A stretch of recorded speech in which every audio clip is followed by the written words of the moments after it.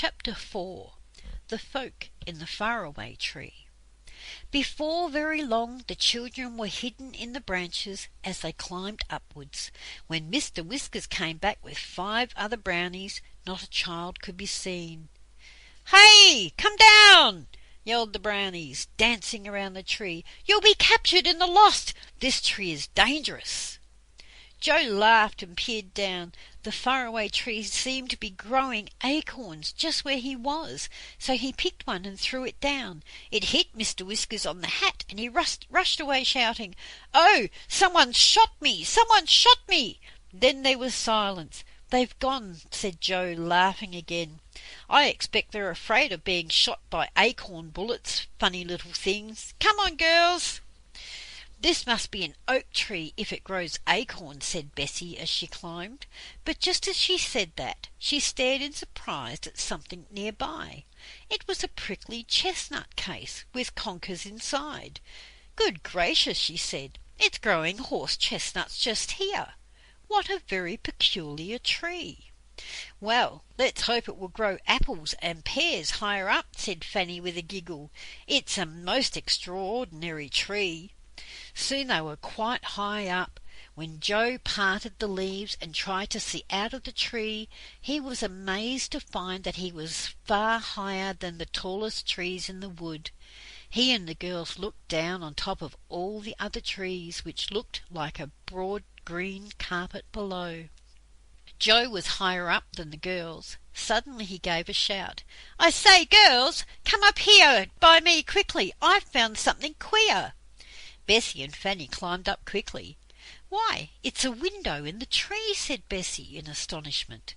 They all peered inside, and suddenly the window flung open and an angry little face looked out, with a nightcap on.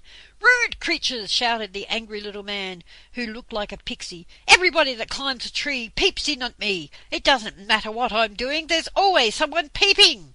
The children were too astonished to do anything but stare. The pixie disappeared and came back with a jug of water. He flung it at Bessie and wetted her. She gave a scream. "Perhaps you won't peep into people's houses next time," said the pixie with a grin, and he slammed his window shut again and drew the curtain. "Well," said Bessie, trying to wipe herself dry with her handkerchief, "what a rude little man." "We'd better not look in at any windows we pass," said Joe, "but I was so surprised to see a window in the tree." Bessie soon got dry. They climbed up again, and soon had another surprise. They came to a broad branch that led to a yellow door set neatly in the big trunk of the faraway tree. It had a little knocker and a brightly polished bell. The children stared at the door. "I wonder who lives there," said Fanny. "Shall we knock and see?" said Joe. "Well, I don't want water all over me again," said Bessie. "We'll ring the bell and then hide behind this branch," said Joe. "If anyone thinks he is going to throw water on us, he won't find us." So Joe rang the bell, and then they all hid carefully behind a big branch. A voice came from the inside of the door. "I'm washing my hair. If that's the butcher, please leave a pound of sausages." The children stared at one another and laughed. It was odd to hear of butchers coming up the faraway tree. The voice shouted again. "If it's the oil man, I don't want anything. If it's the Red Dragon, he must call again next week." "Good gracious," said Bessie, looking rather frightened. "The Red Dragon? I don't like the sound of that." At that moment the yellow door opened and a small elf looked out. Her hair was fluffed out round shoulders, drying, and she was rubbing it with a towel. She stared at the peeping children. "Did you ring my bell?" she asked. "What do you want?" "We just wanted to see who lived in the funny little tree house," said Joe, peering in at the dark room inside the tree. The elf smiled. She had a very sweet face. "Come in for a moment," she said. "My name is Silky, because my silky hair. Where are you off to?" "We are climbing up the faraway tree to see what is at the top," said Joe. "Be careful you don't find something horrid," said Silky, giving each a chair in her dark little tree room. "Sometimes there are delightful places at the top of the tree, but sometimes there are queer lands too. Last week there was a land of hippity-hop, which was dreadful. As soon as you got there you had to hop on one leg, and everything went hippity-hop, even the trees. Nothing ever kept still. It was most tiring." "It does sound exciting," said Bessie. "Where's our food, Joe? Let's ask Silky to have some." Silky was pleased. She sat there brushing her beautiful golden hair, and ate sandwiches with them. She brought out a tin of pop biscuits, which were lovely. As soon as you bit them they went pop, and you suddenly found your mouth filled with new honey from the middle of the biscuits. Fanny took 7, one after another, for she was rather greedy. Bessie stopped her. "You'll go pop if you eat any more," she said. "Do a lot of people live in this tree?" asked Joe.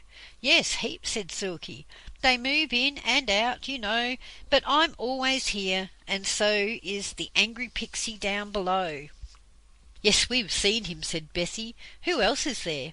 "There's Mr. What's-his-name above me," Silky said.